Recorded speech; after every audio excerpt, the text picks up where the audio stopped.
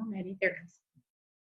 Just to kind of reinforce, and then we probably will only go about 30 minutes tonight, and then if you guys have any questions about assignments or the final exam or anything like that, just jump in and feel free to ask. I did send you all the presentation for tonight, as well as some links to some really awesome resources that you may want to use and just archive for the future. In those resources, there were actually a couple of handbooks. One was from Crowley ISD in Texas. Another was from Lake City Schools. Another was from Butler Schools. And these are PLC handbooks, but what I liked about them is there's some really practical tools in there. So it literally walks you through. Here's what you do in the norm setting meeting. Here's some different ways you can set the norms. Here's how you can craft the agenda, and here's a template. There were all kinds of tools and stuff like that. So it really did seem to me like they were really good resources. So I also loaded those into the important documents and resources folder in the last module. But like I said, I think that they'd be really helpful to you. So just to start off tonight, to review professional learning communities.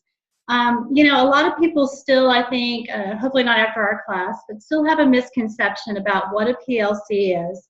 And as I've been reading people's submissions and plans as well as their final exam, I've been kind of saddened, I guess, by the number of people that have said that their principal or their administrators are not receptive to the idea of a PLC. And I think a lot of that is just misunderstanding and misinformation.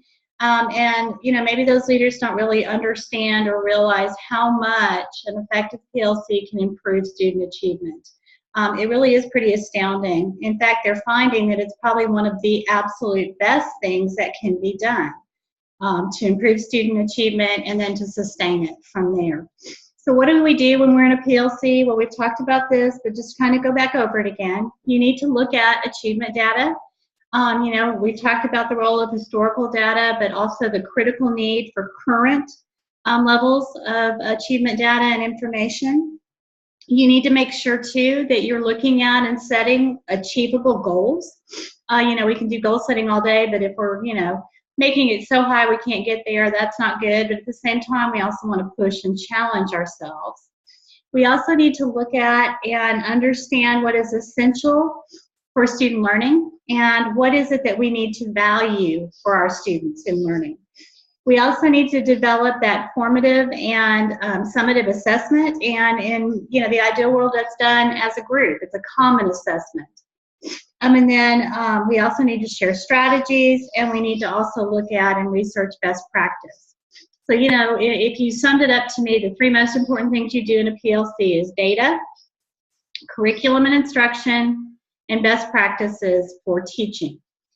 The other part of it is, too, that when we think about a PLC being effective, we have to make sure that we're staying focused on the things that matter. And in doing so, we will get not only better results, but it will also create that sort of synergy as a team. Some people say that they wish I talked more about what do you do about people who are complacent or maybe who are reticent in a team or even outright difficult. And honestly, if you've ever read the works of Mike Schmoker, he talks about in his book, Working on the Work, that when you engage people in meaningful work, a lot of those issues and problems can be overcome. The other part of it is as well that when each person on that team has a role or something that they're responsible for, they are much more likely to be engaged in the work. So in those three handbooks that I was telling you about, there are some great strategies for how to assign roles and make sure everyone has true involvement and there is accountability for their responses and their results. Also, too, don't forget the PLC, we tend to think it's really hard to create an agenda and to, put all this work together. There's really only 4 things that you have to do in a PLC, especially once you get it up and running. 4 questions, the essential 4, the bad 4, whatever you want to call them. Number 1, what do we want our students to learn? Number 2, how will we know if they learned it? What will we do if they don't learn it is number 3. And what do we do if they already know it? Because remember, we're not only talking about kids who need help and support from remediation, but we also want to push our kids who are doing really, really well. So also in the PLC presentation for tonight, I did give you a copy of an agenda template that is used by, it was actually one that Robert Dufour put together. And it includes those kind of critical elements, but what I liked about it was it's very much plug and go. So it is pretty easy, actually, if you're thinking about an agenda, I'm so sorry, excuse me, to just use something that's a very simple template or format that you use every single time. So it starts off with, at the top, it's got the norms that have been set by the group. Then it includes important information about who the members are, who's going to be in attendance.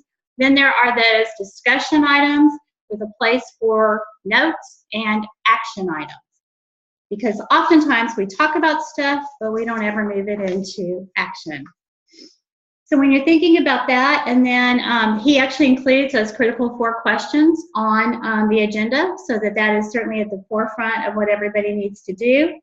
And then he also puts in there the expectations for the meeting. So PLC's not that difficult to understand, sometimes a little more challenging to implement and to do. But remember, if we go through the process where we focus on pre-planning, and that we actually do the upfront work through a PLC plan or whatever, then we spend time in building that team. So whether it's team building activities, and you know, we participated in some at the beginning of the course, there's a million other ways to do it, but to really get everybody to know each other and appreciate each other's strengths and weaknesses. That will go a long way to ensure that we don't have some of those problems that can crop up with personalities. Then after you've done that, you spend time developing norms. And like I said, I gave you a bunch of resources in the PowerPoint as well as in your resource folder this time on how you can do that. There's some really cool activities that are very simple. And again, it's literally print it off and sit down and do it. Then once you've done that, make sure that you do some goal setting so that you know where you're headed and what you're looking to accomplish and achieve. And the best tool for that is the SMART Goal tool. You don't have to go through that entire 4-page document that I sent you guys, but if you've got a group that's really unfamiliar with SMART goals or struggling with it, that does make it a little bit easier because it does guide you through the thought process. But once you do SMART goals a couple of times, you're going to be able to rattle these off just top of your head. After you've done the goals, then you start focusing on what we've talked about, those essential 4 questions. You know, what do we want our kids to learn? How do we know if they've learned it? What do we do if they don't get it? And what if we do if they already know it? Also, don't forget that part of the work too should be on that CIA triad, which is the curriculum, instruction, and assessment piece, so that you're focused on understanding what you're supposed to teach, how it's going to be taught, and how it's going to be assessed. When you do those things, all of it really does come together, and it literally becomes a cycle. So you're constantly doing this over and over and over, throughout the school year. And throughout, you're looking at and monitoring and adjusting not only your planning, but the team, but also too, you're evaluating how successful you're going to be. And again, I believe it was in the Crowley ISD handbook, they had a really great tool to kind of monitor how your PLC was working. That was just sort of it was like a Likert scale and some really good questions. That they suggest you do periodically, about every 6 weeks, just to kind of see where you are. And then it gave some really concrete suggestions for how to go about remediating and solving whatever problems that you have. So with that being said, let me see if there was anything else that was really critical that I wanted to share with you guys. Also too, just think about the role that a PLC at a campus plays in a bigger context with the district. Hopefully the district is very supportive of that, but not everybody understands how important a PLC can be and how great of a tool it is for teachers to feel successful, but to also have that collaboration that makes teaching and learning so much better for everybody. So there was also some discussion pieces in a couple of those resources about the role of the district and how to get them to be more supportive. Okay. So that's all I got for you tonight. What questions or comments or concerns do you guys have? Tracy, I was wondering if you're still our advisor for the master. I know you got a lot of different things going on and they assigned you to different roles. Are you still our advisor? Okay, so my official role is I am the advisor and coordinator for the Masters of Educational Leadership, the Masters of Health Administration, and the Masters of Public Health. And then I provide supports. Oh, and I also do the add-on certification for Ed Leadership.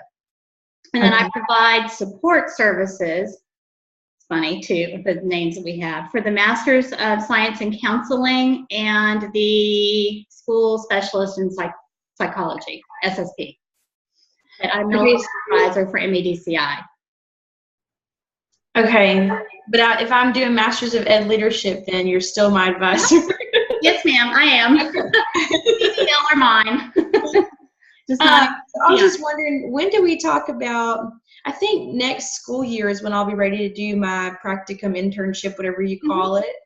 And my principal has agreed to let me do that on my planning period every day, but I didn't know how that would work for LSUS, and you know, if we need to talk about that at the end of the spring semester, or if you'd be available this summer to discuss it. So yeah, I work year round, other than maybe taking a little bit of time off. You know, I've somehow earned the distinction of being the accreditation, I don't know, queen or something at LSUS. So I'm helping right now. We have the visit starting tomorrow. That's why I look really, really tired tonight. For the business school. So hang on, sorry, I've got this weird pop-up screen here that won't go away.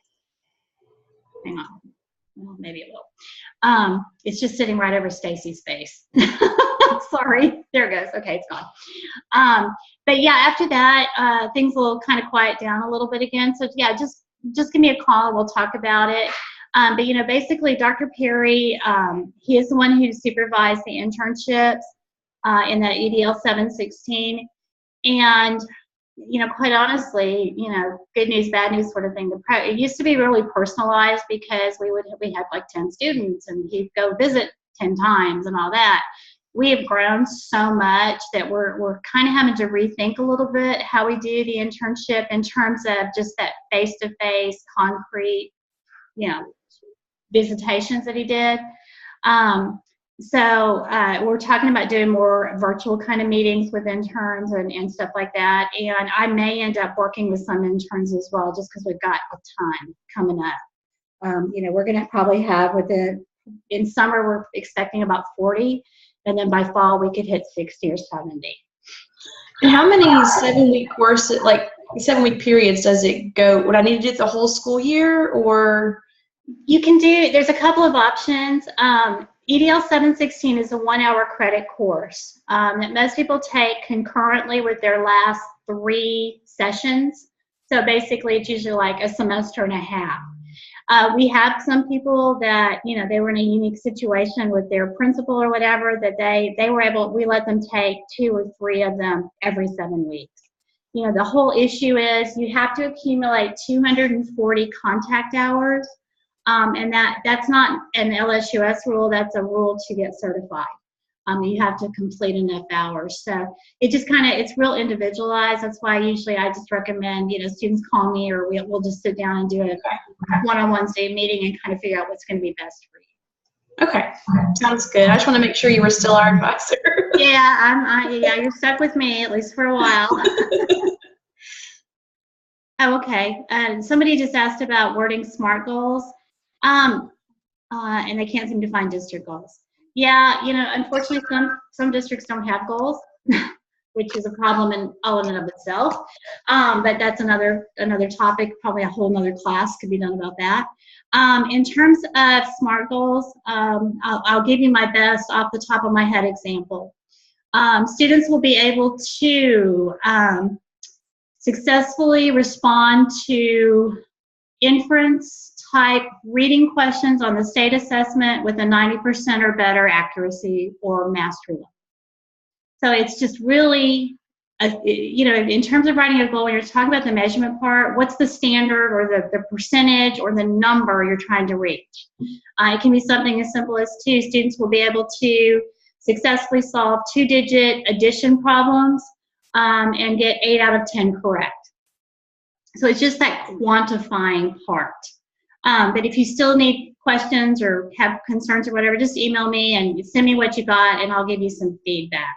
But I think I posted for you guys too exemplary SMART goals. So, you know, the way I learned to do it was literally like a fill in the blank template. You know, students will be able to, and then you put in there what it is you want them to achieve or do, you know, on what measure or assessment or assignment or, you know, whatever. And then by how much. You know, do you want them at 70% accuracy? Do you want them at 90% accuracy? Is it there's 20 questions and you want them to do 18 of 20 correctly? You know, but I know SMART goals sound really kind of intimidating, but they're not. For those of us that have had special education training, it's what we used to call behavioral goals.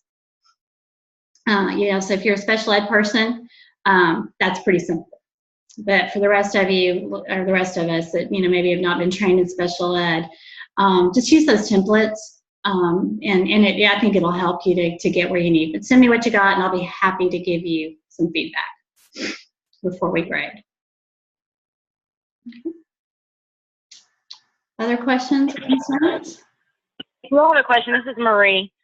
Hey, Marie. I was wondering, I'm having issue with even understanding trying to put the education part into the projects because I have no idea about that. Okay. So I'm having a hard time trying to figure it out. I've talked to some teacher friends that I have, and they don't PLCs. And when I talked to, she was like, well, it's kind of a waste of time is pretty much what it is. And I'm like, so then I tried to explain to her, no, it's really not if it's utilized correctly and all that. So we got into a big, long conversation, but nobody's seeming to be able to help. Okay. And trying to figure out how to do it. Okay, why don't you do this? Why don't you email me what you've done so far? And then I'll have a better sense of kind of where you're feeling unsure about yourself, and I can pull in and give you some resources or some concrete examples. And if need be, you know, PLCs work not only in education. They just don't. We're the only ones that call them a professional learning community, but quite frankly, they're done in medical schools and medical situations. They call them rounds. They're done in business. There's a million different applications. So if it's easier to write a plan based on your experience, you know, maybe it's outside of school or whatever, you're welcome to do that. You probably won't have access to the kind of data that we're talking about that, you know, would help you with the plan, but you can be pretty generic. You know, the whole idea behind the project is I just want you guys to get comfortable with the process and how the flow of things need to go. Does that make sense? Okay. Yeah, it does. I can relate to how we train employees and go through our education and certification of training and stuff like that, or even with our patients because, you know, I do home therapy, so we train our patients to do dialysis at home. Yeah, absolutely. Okay. That I can relate it to. And quite honestly, like I said, it's such a great tool for pretty much any industry. They just usually call them something different, but the whole idea is the same. It's here's our problem. We're all going to talk about it and dissect it, and we're all going to come up with our best solutions, and then we're going to create a plan to implement that. And then we're going to monitor and track to make sure that whatever we put together as a plan is actually working. I mean, you know, right. So QAI, CQI, our quality program is basically. Okay. Thank you. You're welcome. Yeah, and I'm excited to read your plan. That's going to be interesting because I don't know anything about that part of the world. Well, hopefully you'll learn some things. Yeah, since I work with MHA students, and every once in a while they'll call me with some question, and I'm like, what? You need to talk to Dr. Fortenberry about that one, because I have not a clue what you're talking about. Yeah, you're going to help me. Thank you. Thanks. Anything else, guys? Well, you know, to those of you, you know, feel free to jump in, but to those of you that are with me here, oh, hi, Tiffy, how are you? Honestly, you didn't miss much. It was just kind of a recap of what we've talked about previously and some reminders. But do look at the resources that I gave you guys in the presentation, because there's 3 guidebooks that are really, really good with great tools. And it literally is like, step 1, do this. Here's the questions to ask. Here's the activities you want to do in the meeting. Then step 2, at the next meeting, you're going to do these things, you know. And like I said, it was I wish I found it a lot sooner than I did. But I just wanted to say thank you to you guys. You know, I absolutely loved our class. It was the biggest class I've ever had. We had 63 students total. But I've just been amazed at how brilliant you guys are and how passionate you are about what you do. You know, we are very lucky to have individuals like you working in our schools and with our children, but also, you know, in other, because we've had students also in our class that are in other industries. So the future looks bright and good, and I think we're going to have some amazing leaders coming out in the next few months. Some of you are graduating at the end of this term. I know we've got a bunch more in the summer and then some on into next year. So just thank you. I feel really honored that I got to be a part of working with you and getting to know you. And you know, if you guys, as you start thinking about positions and jobs and stuff in the future, you are more than welcome to use me as a reference, or if you need me to write a letter. You know, I have contacts mostly in Texas, mostly in the DFW area, but you know, if you're ever interested in going there, because they do pay quite well, especially compared to Louisiana. Not that I want to lose you. Our state desperately needs good people.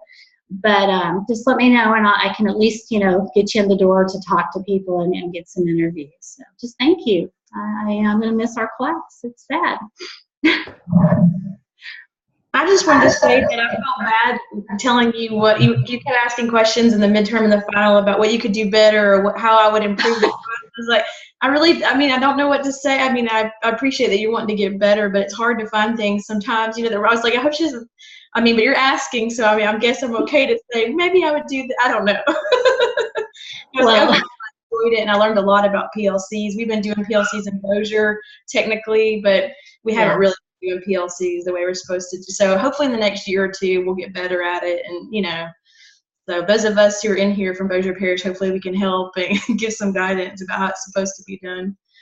So. Yeah, it's funny you said that, because I had a student last semester who was in Bossier also, and she was telling me, she was like, I showed the superintendent some of your materials and stuff from the class, and he's like, oh my gosh, this is great, where'd you get them? And she said, my class at LSUS.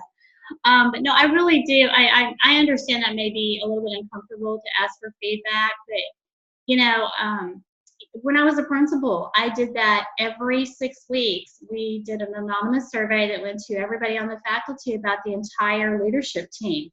And, you know, it was kind of hard at first, and my assistant principals weren't real happy that, you know, I was doing that, but I think it really helped us tremendously to grow as leaders and to see what the perception was sometimes of our decisions. And it's the same thing with class. You know, this time I was teaching 2 classes, plus I had these 2 horrible accreditations in the middle of it, so I don't feel like I was at my best this term. You know, but the suggestions I've heard have been great. There's still a lot of mixed emotions about the group project. You know, some people love it and some people hate it. But you know, when you're talking about professional learning communities, to me it just seems like you almost have to do something together, because the whole premise behind professional learning community is collaboration. And then the other thing too, I love Bill Daggett's work. And Bill Daggett, he's kind of a futurist about education. And he used to, the last time I went to one of his conferences, he was talking about that brick and mortar schools will probably be gone within the next 20 years. Well, I just read some of his newer stuff, and he's saying within 5 years we could be done with brick and mortar schools. Now, I don't think that's really going to happen in 5 years, but the whole premise behind his thoughts was the fact that everything now can be done via computer. Now, I've worked in schools. Kids need us physically as much as they need us virtually. But at the same time, I think it's going to be really important that we do learn to collaborate and work together virtually as well. And even if it's still uncomfortable for us as adult learners, we've got to make sure our kids know how to do it. And, you know, and I think the best way to teach something is when you've experienced it yourself as well. So I don't know, like I said, I'm still out on the, you know, I get, it's literally a 50-50 split about the group project. So I don't know what I'm going to do the next time I teach, but we'll see. Well, in the medical world, especially if you're doing surgery, we always had a saying: see one, do one, teach one. Mm-hmm. Yeah, I love that. That's a great saying. It's kind of like the teaching format. What is it? I do, we do, you do. Yeah. Yeah, same kind of idea. Yeah. Yeah. Thank you. The group project. Yeah, that was great, because that forces you to work as a team, which is what this course is about. Mm-hmm. Yeah. You know, I love that, because we were in contact. Our group we were in contact a lot, and they're like, "Oh my God, you're doing more than what we asked you to do." And I'm like, "Well, I was doing what I thought I was supposed to do." Well, you know, and the other part of it too, guys, is that, you know, education really is it's a huge industry, you know, across the country, but then again, it's pretty small. And you never know who you're going to run into, or who's going to be somebody that you're talking to about hiring or whatever. You know, I remember vividly, and yeah, I probably shouldn't tell this on myself, but when I was a high school principal, we had a coaching position open. And my head football coach and one of my assistant principals, because they did the pre-screening stuff, came in and said, "Oh, we found the perfect candidate. You're going to love this guy," and all that. And they said, "You probably know him." And I said, "Oh, really?" And they said, "Yeah, y'all went to high school together." I said, "Okay." Well, I went to Plano Senior High School in Plano, Texas, back when it was the only high school, and my graduating class had over 2,000 people in it. So the chances of me knowing everybody in my class were like zero, right? So I thought, yeah, right, sure, I know him. Well, it just so happened that he was literally Mr. Plano. That's who he was. And he was not a very nice person in high school. And, you know, for those of us that weren't terribly popular, you know, we were a little more studious maybe, he was, not, like I said, not a very nice person, whatever.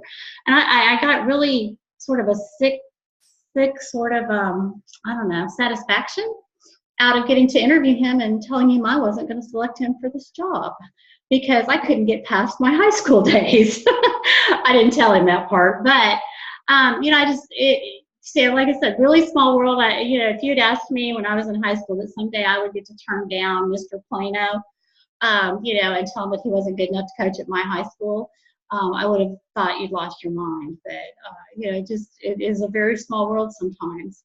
And that's why I want you guys to know each other through the group project, because you can end up at the same school together. You can become a great resource for each other. You know, and it's nice to know if you're in Caddo, you know somebody in Bossier that can maybe help you, you know, or vice versa. So that's the big reason we want to do it. Okay.